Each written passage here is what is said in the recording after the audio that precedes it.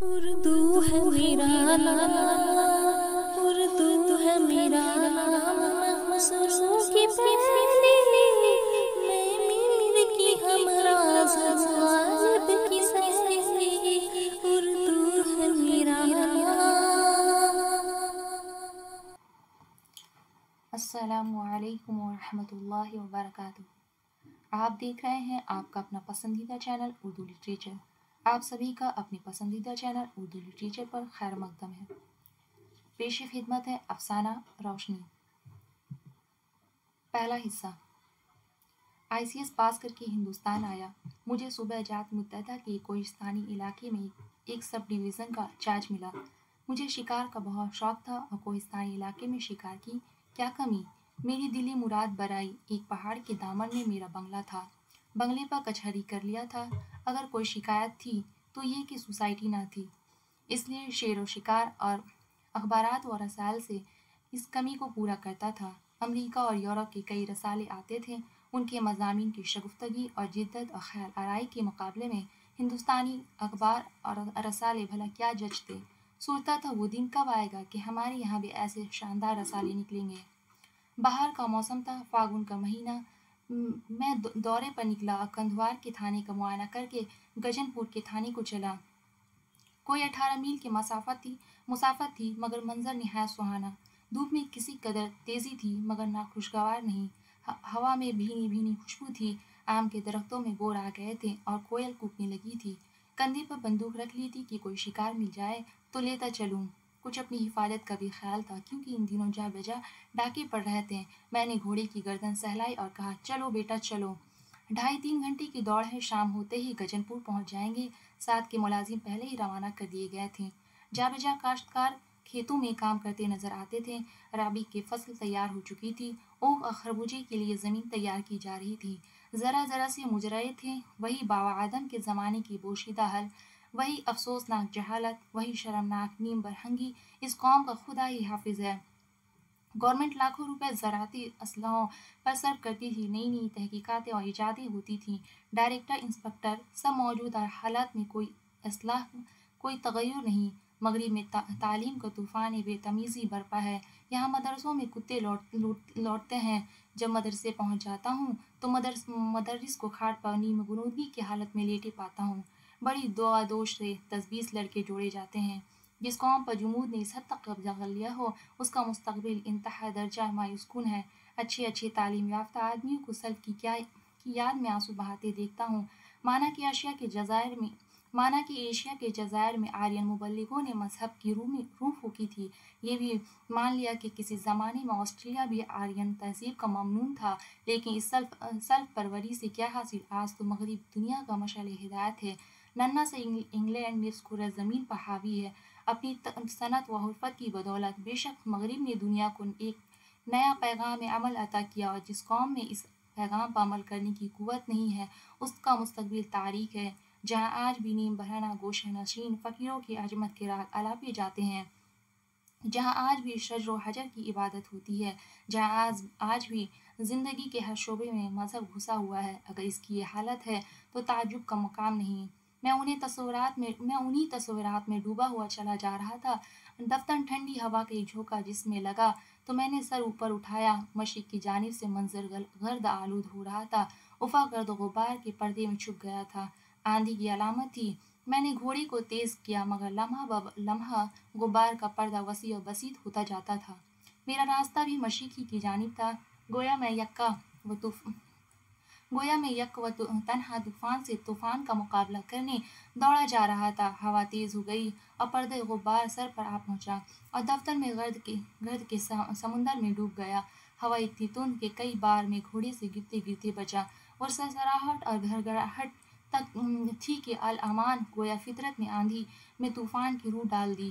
10-20 ہزار توپیں ایک ساتھ چھوٹتی تب بھی اتنی ہولناک صدا نہ پیدا ہوتی۔ مارے گرد کے کچھ نہ سوچتا تھا، یہاں تک کہ راستہ بھی نظر نہ آتا تھا۔ اف، یہ قیامت تھی جس کی یاد سے آج بھی کلیجہ کانپ جاتا ہے۔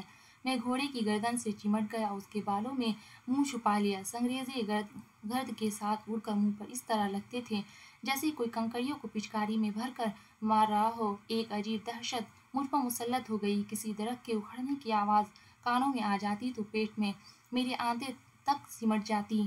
कहीं कोई दरख्त पहाड़ से ऊपर गिरे तो यही रह जाऊं। तूफान में ही तो तोदे भी टूट जाते हैं। कोई लुढ़कता हुआ आ जाए तो बस खत्म है, रहने की गुंजाइश नहीं। पहाड़ी रास्ते कुछ सुझाई नहीं देता।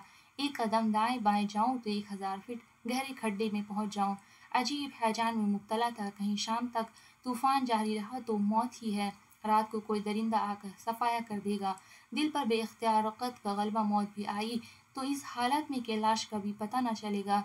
ओहो, कितनी जोर से बिजली चमकी है। मालूम हुआ एक नेज़ा सीने के अंदर घुस गया। दफ्तन छन छन की आवाज़ सुनकर चौंक पड़ा। इस घड़घड़ाहट में भी छन छन की आवाज़ साफ सुनाई दे रही थी, जैसे कोई सांडनी दौड़ रही हो। सांडनी पर कोई सवार तो होगा ही, मगर उसे रास्ता क्यों का सूझ रहा है। कहीं सांडनी एक कदम भी इधर उधर हो जाए तो बच्चा तहतुल सोरा में पहुंच जाए। कोई जमींदार होगा, मुझे देखकर शायद पहचाने भी नहीं। चेहरे पर मनोगर्द पड़ी हुई है, मगर है बला का हिम्मत वाला। एक लम्हा में छन छन की आवाज़ करीब आई। फिर मैंने देखा कि एक जवान औरत सर पे खांची रखे कदम बढ़ाती हुई चली आ रही है। एक गज फासले से भी उसका सिर्फ धुंधला सा अक्स नजर आया। वो औरत होकर अकेली मर्दानावार चली जा रही है। न आंधी का खौफ है, न टूटने वाले दरख्तों का अंदेशा, न चट्टानों के गिरने का गम। गोया ये भी कोई रोज़मर्रा का मामूली वाक़या है। मुझे अपने दिल में गैरत का एहसास कभी इतना शदीद न हुआ था। मैंने जेब से रुमाल निकाल कर मुँह पोंछा। उससे बोला, ओ औरत, गजनपुर यहाँ से कितनी दूर है? मैंने पूछा तो बुलंद लहजे में, मगर आवाज़ 10 गज भी ना पहुंची। औरत ने कोई जवाब ना दिया। शायद उसने मुझे देखा ही नहीं। मैंने चीख कर पुकारा, ओ औरत, ज़रा ठहर जा। गजनपुर यहाँ से कितनी दूर है? औरत रुक गई। उसने करीब आकर मुझे देखकर ज़रा सर झुकाकर कहा, कहाँ जाओगे? गजनपुर कितनी दूर है? चले आओ, आगे हमारा गांव है, उसके बाद गजनपुर है। तुम्हारा गांव कितनी दूर है? वो क्या आगे दिखाई देता है? तुम इस आंधी में कहीं रुक क्यों नहीं गई? छोटे छोटे बच्चे घर पर हैं, कैसे रुक जाती? मर्द तो भगवान के घर चला गया। आंधी का ऐसा ज़बरदस्त रेला आया कि मैं शायद 2-3 कदम आगे खिसक गया। गर्द गुबार की एक दुगनी सी मुँह पर लगी। उसका क्या हश्र हुआ मुझे खबर नहीं। फिर मैं वहीं खड़ा रह गया। फ़लसफ़े ने कहा, इस औरत के लिए ज़िंदगी में क्या राहत है? कोई टूटा फूटा झोपड़ा होगा, 2-3 फाका कश बच्चे बेकसी में। मौत का क्या गम? मौत तो इसके लिए बायस निजात होगी। मेरी हालत और है। ज़िंदगी अपनी तमाम दिलफरेबी और रंगीनियों के साथ मेरी नाज बिरादरी कर रही है। हौसले में, इरादे में उसे क्यों कर खतरे में डाल सकता हूँ। मैंने फिर घोड़े के आयालों में मुँह छुपा लिया, शुतुरमुर्ग की तरह, जो खतरे से बचने की कोई राह ना पाकर बालों में सर छुपा लेता है। दूसरा हिस्सा। वो आंधी की आखिरी सांस थी। उसके बतदरीज जोर कम होने लगा, यहाँ तक कि कोई 15 मिनट में मतला साफ हो गया। न गर्द गुबार का निशान था, न हवा के झोंकों का। हवा में एक फरहत बख्श खनगी आ गई थी। अभी मुश्किल से 5 बजे होंगे। सामने एक पहाड़ी थी, उसके दामन में एक छोटा सा गांव था। मैं जो ही उस गांव में पहुंचा, वही औरत एक बच्चे को गोद में लिए मेरी तरफ आ रही थी। मुझे देखकर उसने पूछा, तुम कहाँ रह गए थे? मैं डरी कि तुम रास्ता ना भूल गए हो। तुम्ही ढूंढने जा रही थी। मैंने उसकी इंसानियत से मुतासिर होकर कहा, मैं इसके लिए तुम्हारा बहुत ममनून हूँ। आंधी का ऐसा रेला आया कि मुझे रास्ता ना सूझा। मैं वहीं खड़ा रह गया। यही तुम्हारा गांव है? यहाँ से गज्जनपुर कितनी दूर होगा? बस कोई धाप भर समझ लो। रास्ता बिल्कुल सीधा है, कहीं दाहिने बाएं मुड़ियो नहीं। सूरज डूबते डूबते पहुँच जाओगे। यही तुम्हारा बच्चा है? नहीं, एक और इससे बड़ा है। जब आंधी आई तो दोनों नंबरदार की चौपालों में जाकर बैठे थे कि झोपड़ी कहीं उड़ न जाए। जब से आई हूँ ये मेरी गोद से नहीं उतरता, कहता है फिर भाग जाएगी। बड़ा शैतान है, लड़कों में खेल रहा था। मेहनत मजदूरी करती हूँ बाबूजी, उनको पालना तो है। अब मेरा कौन बैठा हुआ है जिस पर टेक करूं? घास लेकर बेचने गई थी। कहीं जाती हूँ तो मन इन बच्चों में लगा रहता है। मेरा दिल इतना असर पजीर तो नहीं, लेकिन इस दहकान औरत के बेलोस अंदाज़ गुफ्तगू, इसकी सादगी, अजज़बा मादरी ने मुझ पर तस्खीर का सा अमल किया। इसके हालात से मुझे गोना दिलचस्पी होगी। पूछा, तुम्हें बेवा हुए कितने दिन हो गए? औरत की आंखें नम हो गई। अपने आंसुओं को छुपाने के लिए बच्चे के रुखसार को अपनी आंखों से लगाकर बोली, अभी तो कल 6 महीने हुए हैं बाबूजी। भगवान की मर्जी है, आदमी का क्या बस। भले चंगे हल लेकर लौटे, एक लोटा पानी पिया, कै हुई, बस आंखें बंद हो हो गई, ना कुछ खाना कहा न सुना। मैं समझी थके हैं, सो रहे हैं। जब खाना खाने के लिए उठाने लगी तो बदन ठंड। तब से बाबूजी घास छीलकर पेट पालती हूँ, अब बच्चों को खिलाती हूँ। खेती मेरी मान की न थी, बेल बुधिये बेचकर उनके क्रियाक्रम में लगा दिए। भगवान तुम्हारी उन दोनों गुलामों को जिंदगी दे, मेरे लिए यही बहुत है। मैं मौका महल समझता हूँ और नफ्सियात में भी दखल रखता हूँ, लेकिन उस वक्त मुझ पर ऐसी रक़्क़त तारी हुई कि मैं आबदीदा हो गया। जेब से 5-6 रुपए निकाल कर इस औरत की तरफ हाथ बढ़ाते हुए कहा, मेरी तरफ से ये बच्चों की मिठाई खाने के लिए लो, मुझे मौका मिला तो फिर कभी आऊँगा। ये कहकर मैंने बच्चे के रुखसार को उंगली से छू दिया। माँ एक कदम पीछे हटकर बोली, नहीं बाबूजी, ये रहने दीजिए। मैं गरीब हूँ लेकिन भिखारन नहीं हूँ, ये भीख नहीं है, बच्चों की मिठाई खाने के लिए है। नहीं बाबूजी, मुझे अपना भाई समझ कर ले लो। नहीं बाबूजी, जिससे ब्याह हुआ उसकी इज्जत तो मेरे ही हाथ है। भगवान तुम्हारा भला करे, अब चले जाओ, तुम्हें देर हो जाएगी। मैं दिल में इतना खफीफ कभी ना हुआ था, जिन्हें मैं जाहिल, कोरे बातिन, बेखबर समझता था। उसी तबके की एक मामूली औरत में ये खुददारी, ये फ़र्ज़ शनासी, ये तवक्कुल अपने ज़ाफ़ के एहसास से मेरा दिल जैसे पामाल हो गया। अगर तालीम फ़िल अस्ल तहज़ीब नफ्स है और महज आला डिग्रियाँ नहीं, तो यह औरत तालीम या मिराज पर पहुँची हुई है। मैंने नादिम होकर नोट जेब में रख लिया और घोड़े को एड़ लगाते हुए पूछा, तुम्हें इस आंधी में ज़रा भी डर न मालूम होता था? औरत ने मुस्कुराई। डर किस बात का? भगवान तो सभी जगह है, अगर वो मारना चाहे तो क्या यहाँ नहीं मार सकते? मेरा आदमी घबरा कर बैठे बैठे चल दिया। आज वो होता तो तुम इस तरह गजनपुर अकेले न जाने पाते। जाकर तुम्हें पहुँचा आता, तुम्हारी खिदमत करता।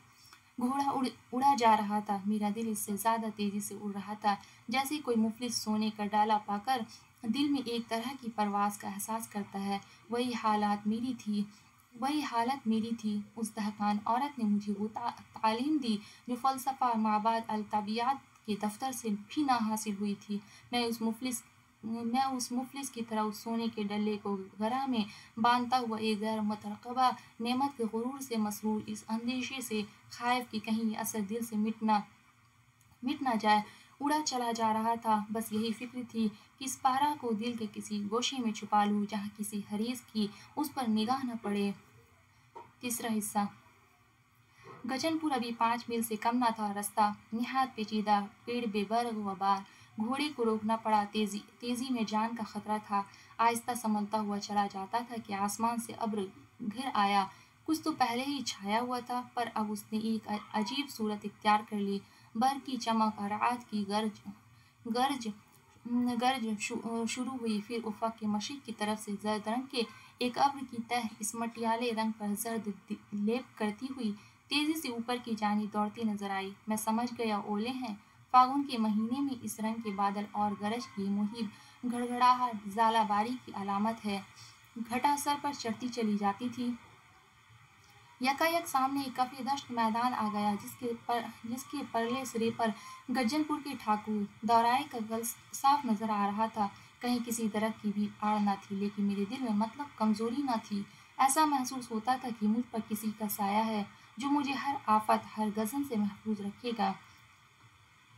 अब्र की जर्दी हर लम्हा बढ़ती जाती थी। शायद घोड़ा इस खतरे को समझ रहा था। वो बार बार हिनहिनाता और उड़कर खतरे से बाहर निकल जाना चाहता था। मैंने भी देखा कि रास्ता साफ है, लगाम ढीली कर दी। घोड़ा उड़ा, मैं उसकी तेज़ी का लुत्फ़ उठा रहा था। दिल में खौफ का मतलब एहसास न था। 1 मील निकल गया होऊंगा कि एक रपट आ पड़ी। पहाड़ी नदी थी, जिसकी पेटे में कोई 50 गज लंबी रपट बनी हुई थी। पानी की हल्की धार रपट पर से बह रही थी। रपट के दोनों तरफ पानी जमा था। मैंने देखा कि एक अंधा लाठी टेकता हुआ रपट से गुजर रहा था। वो रपट के एक किनारे से इतना करीब था कि मैं डर रहा था कि कहीं गिर ना पड़े। अगर पानी में गिरा तो मुश्किल होगी, क्योंकि वहाँ पानी गहरा था। मैंने चिल्लाकर कहा, बुड्ढे, दाहिने को हो जा। बुड्ढा चौंका। घोड़े के टापों की आवाज़ सुनकर शायद डर गया। दाहिने तो नहीं हुआ और बाएं की तरफ हो लिया और फंसकर पानी में गिर पड़ा। उस वक्त एक नन्हा सा उला मेरे सामने गिरा। दोनों मुसीबतें एक साथ नाजिल हुईं। नदी के उस पार एक मंदिर था, उसमें बैठने की जगह काफ़ी थी। 1 मिनट वहाँ पहुँच सकता था, लेकिन ये नया अक़दा सामने आ गया। क्या इस संधि को मरने के लिए छोड़कर अपनी जान बचाने के लिए भागूं? حمیت نے اسے گوارا نہ کیا، زیادہ پس و پیش کا موقع نہ تھا، میں فوراً گھوڑے سے کودا، کئی اولے میرے چاروں طرف گرے، میں پانی میں کود پڑا، ہاتھی ڈباؤ پانی تھا، رپٹ کے لیے جو بنیاد کھودی گئی تھی وہ ضرورت سے زیادہ چوڑی تھی۔ ٹھیکیدار نے 10 فٹ چوڑی رپٹ تو بنا دی مگر کھودی ہوئی مٹی برابر نہ کی، بڈھا اسی گڑھے میں گرا تھا، میں بھی غوطہ کھا گیا لیکن تیرنا جانتا تھا، کوئی اندیشہ نہ تھا۔ میں نے دوسری ڈبکی لگائی اور اندھے کو باہر نکالا۔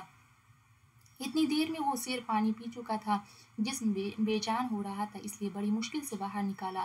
دیکھا تو گھوڑا بھاگ کر مندر میں جا پہنچا ہے۔ اس نیم جان لاش کو لیے 1 فرلانگ چلنا آسان نہ تھا، اوپر اولے تیزی سے گرنے لگے تھے، کبھی سر پر، کبھی شانے پر، کبھی پیٹھ میں گولی سی لگ جاتی تھی۔ میں تلملا اٹھتا تھا، لیکن اس لاش کو سینے سے لگائے مندر کی طرف لپکا چلا جاتا تھا۔ میں اس وقت اپنے دل کے جذبات بیان کروں تو شاید خیال ہو میں خواہ تعالی کر رہا ہوں۔ اچھے کام کرنے میں خاص مسرت ہوتی ہے، مگر میری خوشی ایک دوسری قسم کی تھی، وہ فاتحانہ مسرت تھی۔ میں نے اپنے اوپر فتح پائی تھی۔ آج سے پہلے غالباً میں اندھے کو پانی میں ڈوبتے دیکھ کر یا تو اپنی راہ چلا جاتا یا پولیس کو رپورٹ کرتا، خاص اسی حالت میں جب کہ سر پر اولے پڑ رہے ہوں۔ میں کبھی پانی میں نہ گھستا، ہر لمحہ خطرہ تھا کہ کوئی بڑا سا اولا سر پر گر کر عزیز جان کا خاتمہ نہ کر دے، مگر میں خوش تھا کیونکہ آج میری زندگی میں ایک نئے دور کا آغاز تھا۔ میں مندر میں پہنچا تو سارا جسم زخمی ہو رہا تھا، مجھے اپنی فکر نہ تھی۔ ایک زمانہ ہوا میں نے فوری امداد فرسٹ ایڈ کی مشق کی تھی، وہ اس وقت کام آئی۔ میں نے آدھ گھنٹے میں اس اندھے کو اٹھا کر بیٹھا دیا۔ اتنے میں 2 آدمی اندھے کو ڈھونڈتے ہوئے مندر میں آ پہنچے، مجھے اس کی تیمارداری سے نجات ملی۔ اولے نکل گئے تھے، میں نے گھوڑا کی پیٹھ ٹھونکی، رومال سے سانس کو صاف کیا، گجن پور چلا، بے خوف و خطر، دل میں ایک غیبی طاقت محسوس کرتا ہوا۔ اسی وقت اندھے نے پوچھا، تم کون ہو؟ بھائی مجھے تو کوئی مہاتما معلوم ہوتے ہو۔ میں نے کہا، تمہارا خادم ہوں۔ تمہارے سر پر کسی دیوتا کا سایہ معلوم ہوتا تھا۔ ہاں، ایک دیوی کا سایہ ہے۔ وہ کون دیوی ہے؟ وہ دیوی پیچھے گاؤں میں رہتی ہے۔ تو کیا وہ عورت ہے؟ نہیں، میرے لیے وہ دیوی ہے۔ افسانہ مکمل ہوا۔ پھر ملتے ہیں نیکسٹ ویڈیو میں، تب تک کے لیے خدا حافظ۔